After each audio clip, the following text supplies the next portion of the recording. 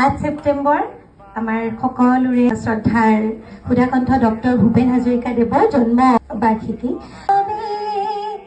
যদিহে অকণোহে ভাবে অকণি সহানুভূতি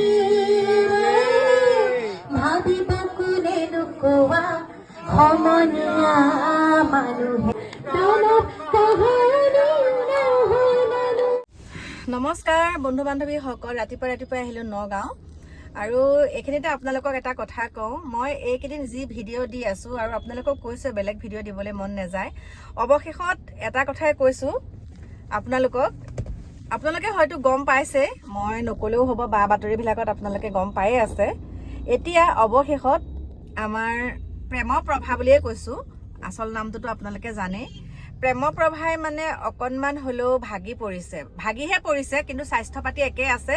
কাৰণ তেওঁ এতিয়া যিহেতুকে মাতৃ হ'বলৈ ওলাইছে, আৰু মাতৃ হোৱা কথাটো একদম সঁচা কথা।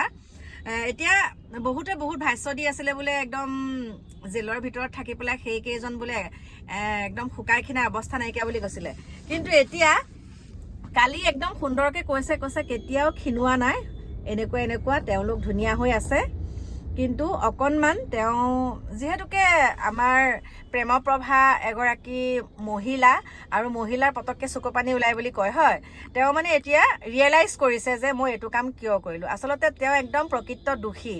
কাৰণ হোটেলৰ একেটা কোঠাতে আছিলে, আৰু একেটা কোঠাত থাকি যিখিনি তেওঁ কৰিছিলে সেইখিনি মানে তেওঁ এতিয়া অনুতপ্ত হৈছে।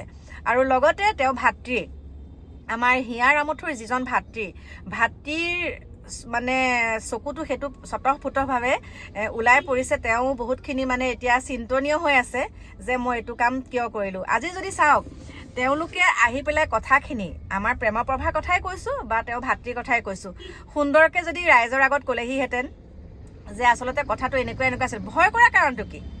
যদিহে আকস্মিকভাৱে দুৰ্ঘটনা হৈ তেওঁ আমাৰ মাজৰ পৰা নাইকিয়া হৈ গৈছে, তেনেহ'লে সেই ঘটনাখিনি ক'বহে লাগিছিলে যে এনেকুৱা। এতিয়া অনুতপ্ত হৈছে। কিন্তু মেইন দোষী ভাতৃগৰাকী নহয়, আমাৰ প্ৰেমলতা শৰ্মা গোস্বামী, সেই তেওঁলোকহে 4জন মূল অভিযুক্ত। আৰু আমিতো বাৰু ন্যায় বিচাৰি আছোঁ, কিন্তু ন্যায় বিচাৰি থাকিলেও আমি কোৱাতকৈ তেওঁলোকৰ ঘৰৰ মানুহৰ যিটো স্থিতি এতিয়া, সেইটোহে কিন্তু আমি মানিব লাগিব দেই। সেই স্থিতিটো বিশেষকৈ আমি কেতিয়াও সন্তুষ্ট নহয় তেওঁলোকৰ স্থিতিক লৈ, আৰু সেইটো আমি ক'ব লগা কথা আমি ক'মেই। কাৰণ আমি একদম ভগৱান বুলি ভাবি আছোঁ, আৰু আমি ভাবিছোঁ ন্যায় পাম। কিন্তু এতিয়া হত্যাকাৰী যিহেতুকে সজোৱা হৈছে, সেই 4জনক সজোৱা হৈছে। আৰু যিগৰাকী যুৱতী দেই প্ৰেমপ্ৰভা, তেওঁ মাতৃ হ'ব, আৰু তেওঁ স্বাস্থ্যৰ অৱনতি ঘটা নাই, তেওঁ সুন্দৰকৈ আছে। আৰু যদিহে উচিত তদন্ত নহয়, তেওঁলোক কিন্তু মুক্ত আকাশৰ তললৈ ওলাই অহাটো একে নিশ্চিত দেই। আৰু যিগৰাকী মানে অভিযুক্তৰ পত্নীয়ে এতিয়া পত্নীৰ ভূমিকাটো বৰ বেলেগ ধৰণে তেওঁ আগবঢ়াইছে। পত্নীৰ ভূমিকাত ক'ব লাগিব, আমি ভাল দিশটো চাব লাগিব। সঁচা কথা ক'বলৈ গ'লে তেওঁ পত্নী, মহন্তৰ পত্নীয়ে কিন্তু বহুত সুন্দৰকৈ 1 মিনিটৰ কাৰণেও তেওঁক এৰি দিয়া নাই। চাহটোৰ দৰে তেওঁৰ লগতে লাগি আছে, আৰু সকলোখিনি কথা তেওঁ প্ৰত্যক্ষ কৰি যোনে যি কৈ থাকক, তেওঁ কাম তেওঁ নিজে কৰি গৈ আছে, কাকো কেৰেপ কৰা নাই। গতিকে সেইখিনি ভূমিকা যদি আমাৰ হিয়াৰ আমঠুৰ পত্নীয়ে কৰিলেহেঁতেন, আমি বহুত সুখী হ'লোহেঁতেন। অন্ততঃ এবাৰ ছিংগাপুৰলৈ গৈ নিজাববীয়াকৈ যদি এটা তদন্ত গোচৰ এখন দিলেহেঁতেন নিজাববীয়াকৈ, তেতিয়া কিন্তু আমি বহুত সুখী হ'লোহেঁতেন।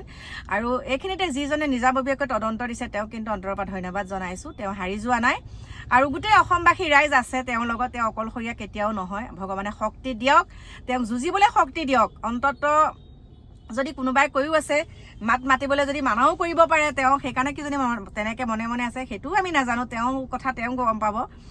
কিন্তু এটাই জানো, মূল যিকেইটা অভিযুক্ত হত্যাকাৰী বুলি আমাৰ এতিয়া সুমুৱাই থৈছে, তেওঁলোকে যাতে উচিত শাস্তি পাব লাগে। আৰু এনেকুৱা হ'ব লাগে তেওঁলোকৰ মুখেৰে যাতে আমি সেই গোটেই ৰাইজে কথাখিনি গম পাওঁ যে এইটো কাৰণে আমি তেওঁক এনেকুৱা কৰিলোঁ, এনেকুৱাখিনিৰ কাৰণে এনেকুৱা কৰিলোঁ। এতিয়া আমাৰ মাজত হিয়াৰ আমঠু আছে, কিন্তু কায়িকভাৱে তেওঁ নাইকিয়া, কিন্তু তেওঁ আছে আমাৰ মাজত, আমি থকা অনুভৱ কৰোঁ।